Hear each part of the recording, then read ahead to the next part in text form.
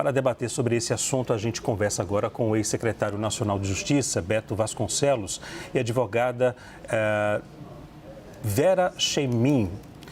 Errei o nome, doutora? É isso mesmo, Chemin? Está correto. Está correto, Leandro. Aos dois eu agradeço pela presença aqui na CNN desde já.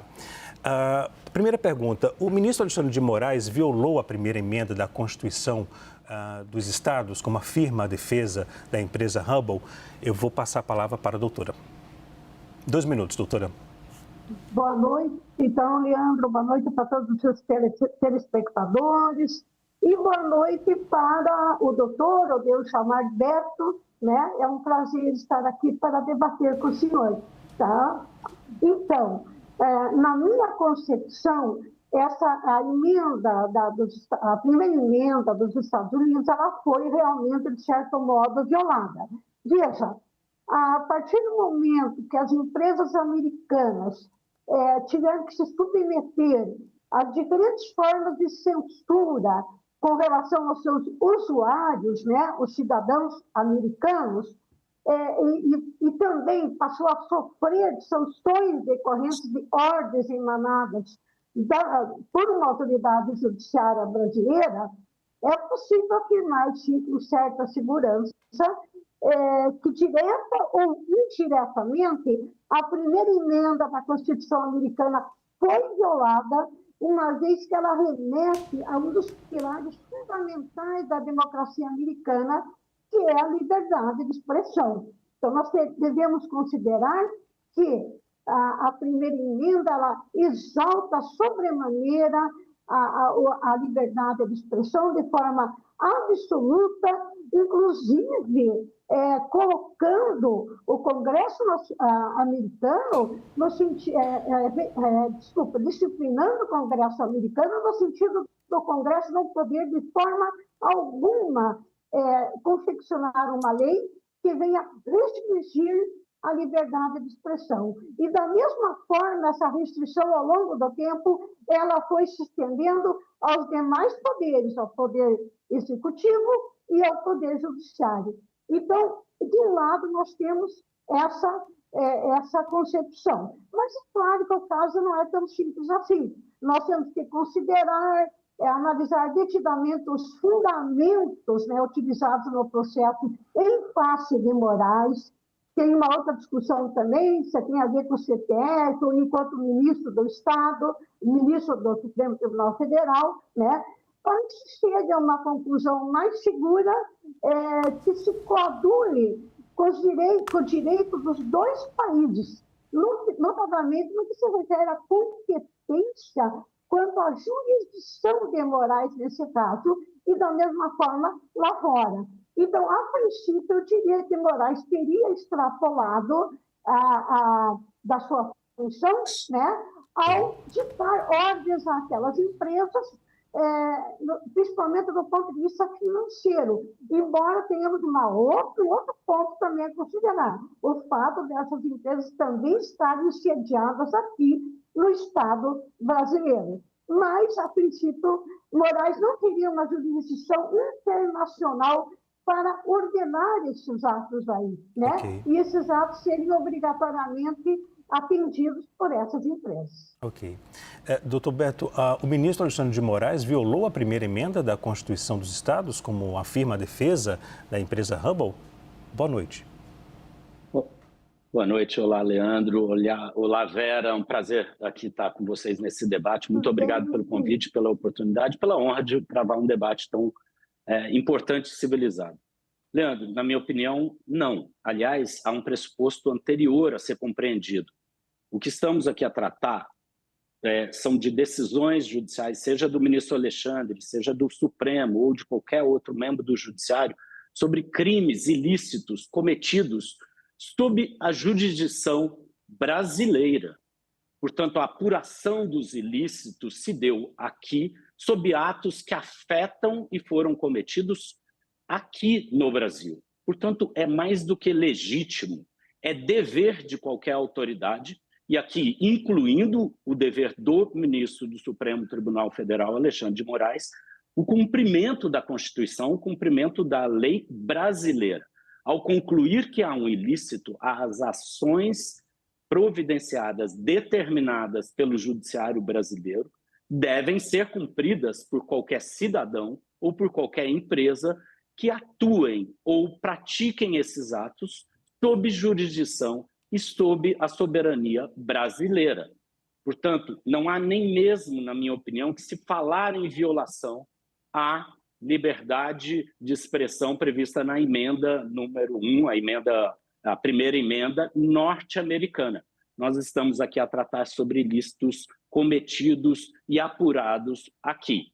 Pois bem, a determinação que foi feita, ainda agora sob outro aspecto, no mérito, o que estava ali a apurar, eventual crimes cometidos, em comparação ao que prevê a liberdade de expressão na Constituição brasileira e na Constituição norte-americana, se quisermos fazer esse debate, também podemos fazer esse debate e devemos fazer esse debate sob o ponto de vista teórico. E, na minha opinião, nem aqui, nem lá, a liberdade de expressão é um valor ou uma possibilidade absoluta, sem limites. Aqui no Brasil, a liberdade de expressão encontra limites no cometimento e no acobertamento de crimes.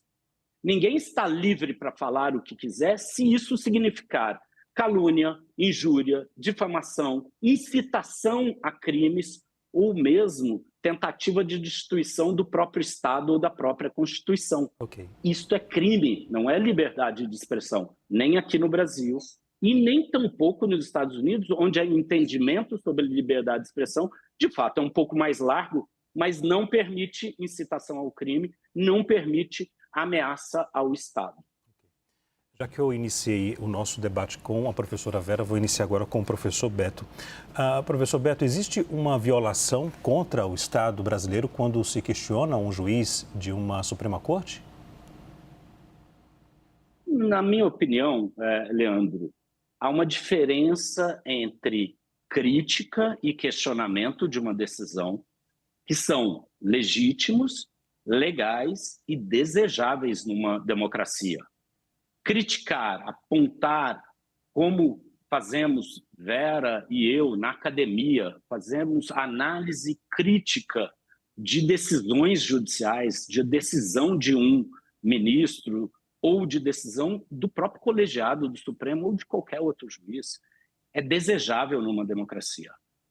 Há uma diferença fundamental entre crítica e crimes de calúnia, difamação, injúria, incitação ao crime contra autoridades ou incitação ao crime e destituição de instituições, seja o Poder Judiciário, o STF, o Executivo, o Legislativo ou o Estado brasileiro. Então, na minha opinião, Leandro, é importante destacar diferenças entre crítica e questionamento e crimes. Um segundo aspecto, e aí me refiro já à postura das empresas lá no exterior, de questionar lá no exterior uma decisão aqui, eu acho que voltamos ao ponto original. Estamos aqui a tratar sobre a soberania brasileira.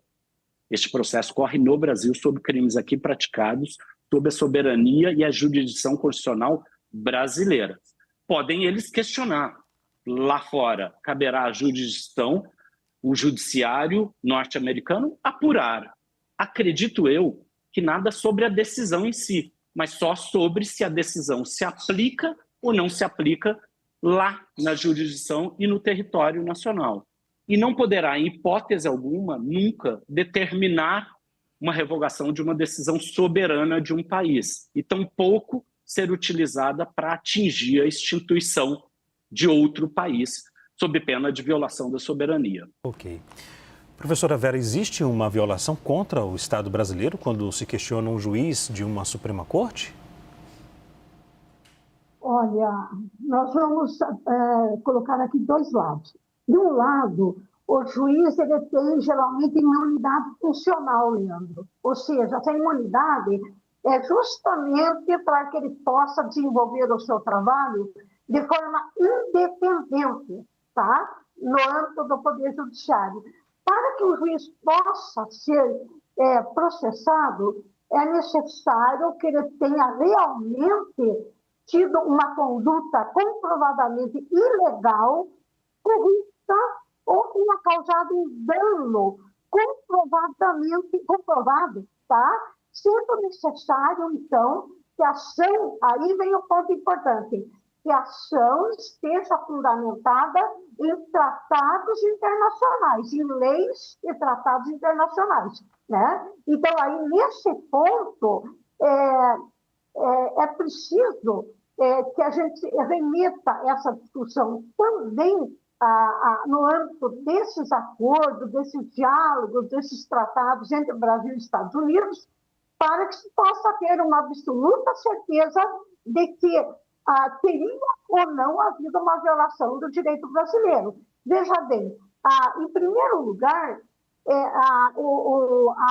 a Convenção Americana, no seu artigo 13, ela, de novo, ela exalta a liberdade de expressão e prevê que essa liberdade de expressão ela pode ser absoluta, ela dá a entender que ela é absoluta e pode ser objeto de controle do Estado, notadamente com relação a atos que eventualmente se caracterizem, configurem críticas ácidas, críticas duras e até ofensivas. Por que eles consideram ofensivas? Porque realmente, lá nos Estados Unidos, assim como aqui, nós já temos uma previsão constitucional de que se um terceiro utiliza, por exemplo, um veículo de comunicação para ofender alguém, ele obviamente será objeto de punição por meio de crime, conforme o meu colega já colocou, de calúnia, difamação ou injúria. Voltando, então, o ponto o que esses tratados determinam e, logicamente, aliar a conduta, a suposta conduta abusiva ou não de Alexandre de Moraes, tá? Então, esse é um ponto importante. E outro ponto que eu penso que a gente queria discutir nós estamos tratando aqui de um processo contra o Alexandre de Moraes, pessoa, CPF, ou estamos tratando de um processo em face de uma conduta de um ministro do Poder Judiciário, ou seja, de um membro do Poder Judiciário. Senhores, eu peço mil desculpas, porque sempre eu falo às vezes ok, é só para sinalizar que o nosso tempo de cada um, né, no caso, está se esgotando, viu? Às vezes é chato porque a gente fica ok, e atrapalha o raciocínio, mas só para sinalizar que o tempo está finalizando. Professora Vera, o fato de a Advocacia Geral da União apurar as ações do grupo Trump Media e da plataforma Hubble contra o ministro Alexandre de Moraes significa o início de uma crise diplomática entre os países? Não, por enquanto não. Eu acho que a gente tem que aguardar aí os próximos acontecimentos. Por quê? De acordo com a legislação brasileira, a AGU ela tem competência para representar ou defender membros dos três poderes públicos, ou seja, executivo, legislativo e judiciário.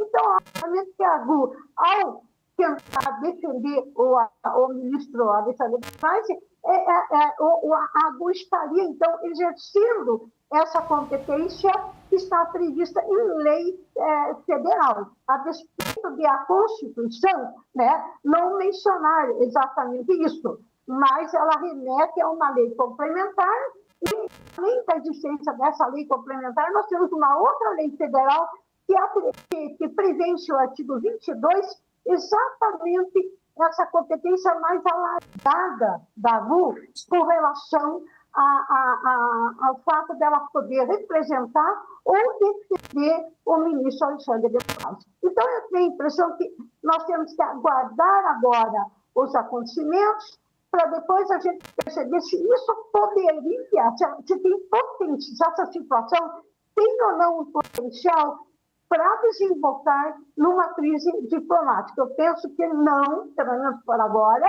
que nós estamos tratando, para todos os efeitos, de um processo de empresa americana contra a pessoa do ministro Alexandre de Moraes. Professor Beto, o fato de a Advocacia Geral da União apurar as ações do grupo Trump e da plataforma Hubble contra o ministro Alexandre de Moraes significa o início de uma crise diplomática? Não, Leandro, eu concordo com a professora Vera. Não me parece que estamos diante de uma crise diplomática e nem deveríamos, nem poderíamos pensar assim, dessa maneira. Acho que devemos compreender aqui no Brasil que o que estamos diante é da defesa, como a Vera mencionou, de uma defesa de um agente, uma autoridade pública no exercício da sua função. Portanto, a Advocacia Geral da União não só pode, como deve exercer a defesa do ministro Alexandre de Moraes na sua atuação, no exercício das suas funções constitucionalmente previstas, diante do fato de uma empresa ter acionado ele numa jurisdição estrangeira. Acho que estamos aqui falando, tanto com relação ao primeiro ponto, quando a tua primeira provocação foi aqui uma questão sobre liberdade, me parece que não, de liberdade de expressão, não. Os limites impostos pela Constituição brasileira foram violados, a legislação também, e o juiz tomou a decisão que deveria tomar. Imagine o seguinte, imagine se alguém propaga em qualquer plataforma uma incitação a um crime de pedofilia, porque no país de onde ele é ou onde a plataforma está hospedada, não é ilícito a pedofilia.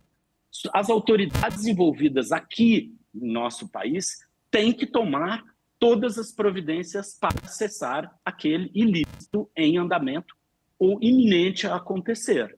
Isso nunca, em hipótese alguma, significaria uma violação da jurisdição estrangeira, e sim o cumprimento do seu dever. Então, me parece que tanto o ministro fez o cumprimento da Constituição e legislação brasileira, quanto a Advocacia Geral da União, ao defendê-lo numa ação judicial em outra jurisdição, cumpriu o seu dever previsto na Constituição, na lei complementar mencionada pela Vera e na legislação federal. Como as autoridades aí políticas vão desenvolver a partir desse fato, é um outro elemento que deveremos aguardar para ver se isso será ou terá algum impacto nas relações entre o Estado. Mas a compreensão jurídica, na minha opinião, é convergente com a Vera, no sentido de que ali há um cumprimento do dever da advocacia. Ela deveria fazer e deve fazer isso. Conversamos ao vivo com o ex-secretário nacional de Justiça, Beto Vasconcelos, e também com a advogada, que é especialista em direito constitucional, Vera Chemin. Aos dois, muito obrigado, pela disponibilidade de falar com a gente aqui da CNN. Até a próxima. Obrigado, Leandro. Vera. Eu que agradeço, Leandro, e também o prazer de termos debatido, né, Beto? Um abraço, então, também, e também boa noite a você, Leandro, ao Beto e aos telespectadores. Obrigado. Nós que agradecemos. Até a próxima.